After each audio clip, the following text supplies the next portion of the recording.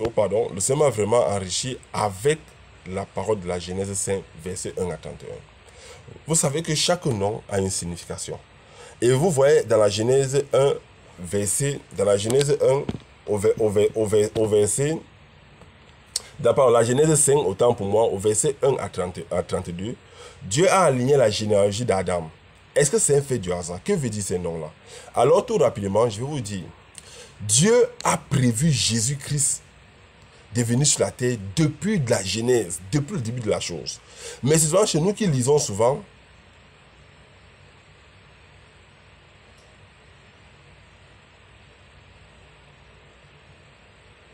depuis la Genèse, Dieu nous a parlé de beaucoup de choses. Mais nous n'avons pas compris pourquoi. Dans la Genèse 5, Dieu parle de la descendance d'Adam. Il parle d'Adam, il parle de Seth, il parle d'Enoch, il parle de Kenan, il parle de Mahalalel, il parle de Jéret, il parle d'Enoch, il parle de Meshou, Shelat, de Melech et de Lemec, autant pour moi, et de Noé. Qu'est-ce que veut dire Adam? Adam veut dire homme.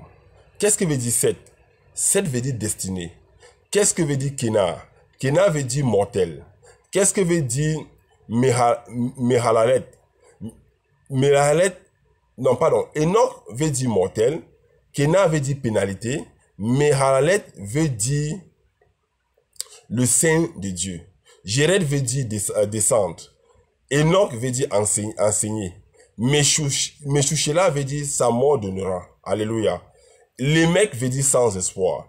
Et Noé veut dire repos. Alors, qu'est-ce que Dieu veut nous transmettre dans la Genèse 5, verset 1 à 32? Le message est que si nous mettons tous ces noms ensemble, ça veut dire Adam plus Seth, plus Enoch, plus Kenan, plus Mehalalet, plus Jéred, plus Enoch, plus Meshouchelat, plus Lemec, plus Noé. Nous avons quel message? Quel est le message que Dieu veut nous transmettre dans la Genèse 5, verset 1 à 32? Dieu veut dire, dans la généalogie de Adam, les noms n'ont pas été donnés au hasard. Qu'est-ce que Dieu est en train de dire dans la Genèse 5, verset 1 à 32? Verset 1 à 32. Dieu veut dire par les noms qu'il a donnés, Adam, Seth, Enoch, Kenan, Mahalalet, Jéred, Enoch, Meshouchelat, Lemec et Noé, à l'homme qui est nous, est destiné la mortelle pénalité. À l'homme est destiné la mortelle pénalité. Mais le Saint Dieu descendra. Le Saint Dieu, c'est Jésus. Il descendra enseignant que sa mort donnera aux personnes sans espoir du repos. C'est le message qu'on a derrière la Genèse 1. La Genèse 5, autant pour moi, verset 1 à 32, veut dire, à l'homme, à nous, est destiné la mortelle pénalité, donc le péché que Adam a contracté. L'erreur que Adam a contractée, Dieu a fait en sorte que de sa généalogie 10 descendants, il a donné les noms. J'ai cité ces noms, je ne vais pas revenir sur ces noms. Et ces noms-là n'ont pas été donnés au hasard. Non.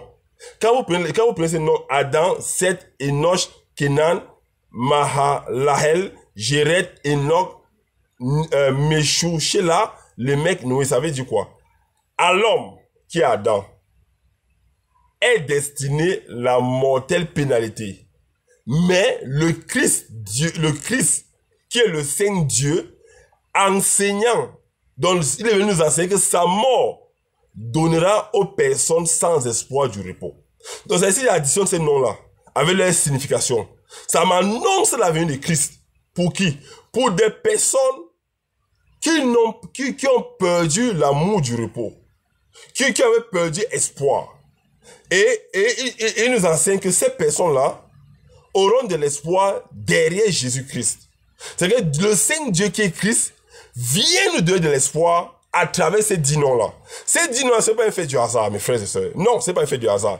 Quand on prend la définition d'Adam, qui veut dire homme, la définition de Seth, qui veut dire destinée, la définition de Enoch, qui veut dire mortel, la définition de Kenan, qui veut dire pénalité, la définition de Mahalahel, qui veut dire le Saint de Dieu. La définition de gérer, qui veut dire descendra.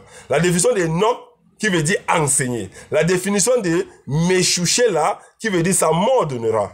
La définition de Lémec, qui veut dire sans espoir. Et enfin la définition du nom Noé, qui veut dire repos. Si on prend tous ces noms, on additionne ces noms-là. Ça va nous donner le genre, à l'homme qui est nous, est destiné la mortelle pénalité. C'est vrai, nous sommes, par le péché d'Adam, nous étions tous programmés pour la mort. Mais le Christ est venu nous enseigner que sa mort donnera aux personnes sans espoir du repos. C'est-à-dire que quoi qu'il arrive, ces noms que Dieu a donné aux générations d'Adam, nous annonçait indirectement que l'homme que nous sommes, qui est destiné à la pénalité mortelle, Dieu s'est choisi de venir, de descendre, nous enseigner que sa mort, la mort de son fils, c'est pour les personnes sans espoir. Et ça va donner du repos. Voilà le message qui est dans la Genèse 5, verset 1 à 32. C'est un message profond. C'est un message qui nous permet de comprendre l'impact de Christ. C'est un message qui nous permet de comprendre l'amour que Dieu a avec nous. C'est-à-dire que Dieu a aligné les noms de ces personnes-là, de nos aïeux. Il n'a pas fait au hasard. Voilà pourquoi on dit aux frères et aux sœurs, lisons la généalogie de Jésus. Parce que dans la généalogie de Jésus, autant pour moi, il est caché des noms et des significations qui ont dans nos secrets, veut dire quelque chose. Voilà que quand le Seigneur m'a révélé cela, bien que j'ai aussi écouté certaines vidéos par rapport à cela, j'ai dit waouh, quelle merveille le Seigneur a de faire ce type de révélation. C'est que le Seigneur a des merveilles dans ses révélations. Donc, il fait en sorte qu'un homme naisse, Adam, malgré que l'erreur qu'il a fait, lorsque Ève a accouché, elle dit dans la Genèse 4, verset 26 que c'est ça, dans la Genèse 4, verset 25, Adam connut sa femme, elle enfantait un fils, et elle l'appela du nom de Seth, car elle dit, Dieu m'a donné un autre fils à la place d'Abel que Caïn avait tué. Donc en Seth, elle voyait une destinée. En Seth, elle voyait une destinée. Elle a peut-être dit comme ça, peut-être par l'amour d'avoir cet enfant. Mais elle ne savait pas que cet enfant, le nom qu'elle a donné à cet enfant-là, est entré dans une lignée pour accomplir la venue de Christ. Et au fur et à mesure, Seth aussi a fait son fils, et il lui a donné le nom d'Enoch.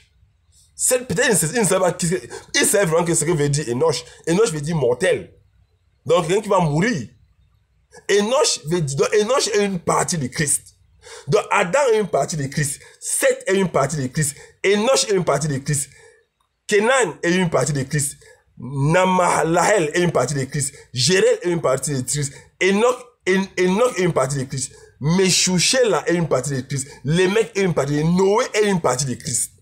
Alléluia. Ces noms-là annonçaient la venue, annonçaient notre condamnation, mais annonçaient aussi la venue de Christ qui est venu nous libérer, qui est venu nous enseigner qu'il est venu nous apporter du repos aux personnes qui étaient sans espoir comme nous, les personnes qui étaient dans le péché, qui est venu nous apporter cet espoir. Alors quand j'ai pris le temps de lire ces noms et cette définition, j'ai dit, incroyable ce que c'est un peu révélé. Incroyable. Incroyable ce que le Seigneur peut nous montrer, peut nous démontrer derrière ce nom-là. Adam, homme. Seth, destinée. Enoch, mortel. Kenan, pénalité. Nahalael, le Saint de Dieu. Jérel, descendre. Enoch, enseigné. Meshouchela, sa mort donnera. Lémec, sans espoir. Noé, repos. Donc, en additionnant ces noms-là, on a à l'homme est destiné la mortelle pénalité par l'erreur d'Adam. Alléluia. Mais le Saint de Dieu, mais Nahalael, qui veut dire le Saint de Dieu, associé avec Jéred, qui veut dire descendra, associé avec Enoch, qui veut dire enseigner. Donc le Saint de Dieu descendra enseignant que Meshouchelat, sa mort donnera. Alléluia. Aux personnes sans espoir, aux personnes sans les mecs. Les mecs veut dire sans espoir, du repos. Noé. Et j'ai dit, Seigneur, merci pour la vie que tu nous donnes. Le Seigneur sait nous donner la vie. C'est à nous qui nous devons comprendre les révélations de la part de Dieu. Ça, c'est la Genèse 5, verset 1 à 32. Que le Seigneur nous bénisse, que le Seigneur nous donne la capacité de comprendre l'impact, la révélation, le message qu'il va enseigner dans sa parole. Et ça, c'est aussi pour tirer les oreilles des personnes qui pensent que la Bible est fausse, ou la Bible n'a pas d'importance, ou la Bible, les chrétiens sont dans l'erreur. Non. C'est le seul livre que depuis que j'ai lu, j'en ai lu autant, et je rends grâce à Dieu avec ma petite connaissance. C'est le seul livre que j'ai lu, que l'auteur-compositeur n'a raté rien, du début de la scène jusqu'à la fin. Et l'auteur-compositeur de cette Bible, c'est Dieu le Tout-Puissant, en Jésus-Christ Nazareth. C'est que Dieu n'a rien, il a synchronisé les choses dans cette Bible, que quand tu la lis posément, tranquillement, tu as des messages incroyables. Et tu te dis, je dois encore me sanctifier pour rencontrer ce Jésus. Parce que le Jésus que nous avons aujourd'hui, il est esprit. Comme il dit dans Matthieu 28, verset 20. Je suis avec vous jusqu'à la fin du monde. Oui, il est avec nous. Mais c'est un Jésus esprit. Lorsque nous avons rencontré le Christ, dans sa personne parfaite, nous l'avons déjà, bien évidemment. Le Christ, c'est un mystère. Le Christ, c'est une bibliothèque. Christ, le nom Christ là, quand on prononce là, au nom de Jésus-Christ, mais Christ, c'est une bibliothèque. Tu ne peux pas en un jour comprendre Christ. Tu ne peux pas en 20 ans de foi comprendre Christ. Tu ne peux pas en 50 ans de... Donc, Christ va se révéler à toi le jour réellement que tu vas comprendre que non, je ne suis rien, Christ est tout. C'est une bibliothèque. Si tu te mets dans une bibliothèque, commence à lire les livres. À vue d'œil, tu ne sauras pas où tu vas commencer. Tu ne sauras pas si tu vas commencer du premier jusqu'au dernier, ou du dernier jusqu'au premier, du milieu jusqu'au dernier, après du dernier jusqu'au milieu, tu ne sauras pas. Et c'est vrai que Christ est un multi-univers.